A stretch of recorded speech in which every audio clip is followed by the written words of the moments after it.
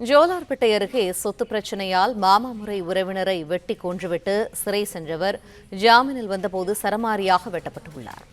இது தொடர்பான கூடுதல் தகவல்களை எமது செய்தியாளர் கமலநாதன் வழங்க கேட்போம். கமலநாதன், இந்த வழக்கு தொடர்பான முழு விவரங்கள் என்ன? கொல்லப்பட்டவர் யார்? விவரங்கள்.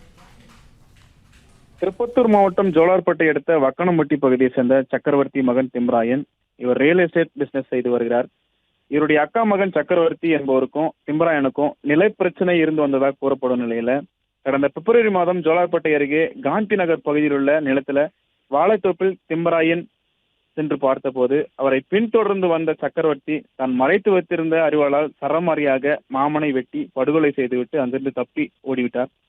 பின்பு 9 நாட்களுக்கு பிறகு போலீசார் சக்கரவர்த்தியை கைது செய்த நிலையில சிறையில் அடைக்கிறாங்க. அதனை தொடர்ந்து சில தினங்களுக்கு முன்பு ஜாமீனில் வெளிவந்த சக்கரவர்த்தி மர்ம நபர் நோட்டமிட்டு வந்ததா கூறப்படும் நிலையில இன்று காஞ்சிபுரத்தில் உள்ள காவல் நிலையத்தில் கையெழுத்து போட சக்கரவர்த்தி அவருடைய மனைவி கௌரி 2 பேரும் செல்லும் பொழுது பொன்னேரி பகுதியில் உள்ள அம்மன் கோயிலில் சாமி கும்பிட்டு விட்டு வெளியே வந்தபோது ஸ்கார்பியோ கார்ல வந்த மர்ம நபர்கள் 4 பேர் கண்ணிமிக்கும் நேரத்துல சக்கரவர்த்தியை சரமாரியா வெட்டிடுறாங்க.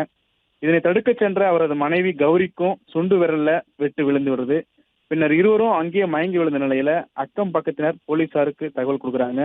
போலீசார் இருவரையும் மீட்டு திருப்பத்தூர் அரசு மருத்துவமனை கொண்டு வந்த சக்கரவர்த்தி முதல் சிகிச்சை அளிக்கப்பட்ட தலையில் 6 தையல் போடப்பட்ட நிலையில மேல் சிகிச்சைக்காக வேலூர் அரசு மருத்துவமனைக்கு அனுப்பி வைக்கிறாங்க. இது குறித்து ஜோலார்பேட்டை போலீசார் மற்றும் திருப்பத்தூர் மாவட்ட காவல் கண்காணிப்பாளர் ஸ்ரேயகுப்தா சம்பவ இடத்திற்கு வந்து விசாரணை மேற்கொண்டு வரும் நிலையில சொந்த மாமனை சொத்து பிரச்சனை காரணமாக வெட்டி படுகொலை செய்த ஜாமீனில் வெளியே வந்த மச்சானை மர்ம நபர் சரமாரியாக வெட்டிய சம்பவம் அப்பகுதியில் பெரும் பரபரப்பு ஏற்பட்டது. பிளே ஸ்டோர் மற்றும் ஆப் ஸ்டோரில் இருந்து பாலிமர் செயலியை QR கோடு மூலம் பதிவிறக்கம் செய்யுங்கள். செய்திகளை உடனுக்குடன் பெறுங்கள்.